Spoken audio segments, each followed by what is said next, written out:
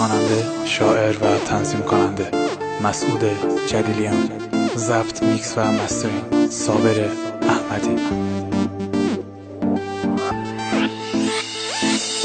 روز اول یاد دهاتی دلم گردیده دست، دل بسایدن و منو قول دای دلت نیدن و کس، دل بسایدن و منو قول دای دلت نیدن و کس. صد قرآن و صد قسم خوردید و خاوردید و که بغیر عشق ما و هیچ کسی نیری نظر، که بغیر عشق ما و هیچ کسی نیری نظر. بس و دست دام اخوام آزای و گانم دینیه، گشتگانم کت روحم و ای دنیا چیه، گشتگانم کت روحم و ای دنیا چیه. ای خدا خارت بکی، خارت بکی، خارت بکی، زخمی عشقت بکی، جوم عزادارت بکی، زخمی عشقت بکی، جوم عزادارت بکی.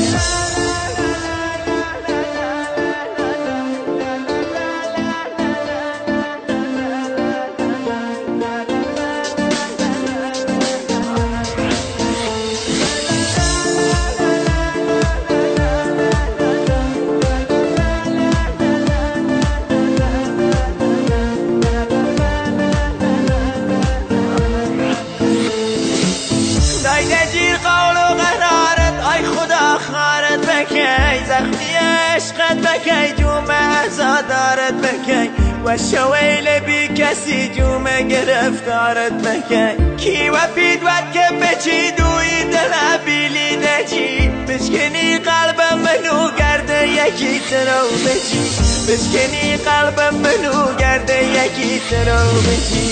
بس و دست دام اخوام آزای و گانم دینیه، گشتگانم کت روحم و ای دنیا چیه، گشتگانم کت روحم و ای دنیا چیه. ای خدا خارت بکی، خارت بکی، خارت بکی، زخمی عشقت بکی، جوم عزادارت بکی، زخمی عشقت بکی، جوم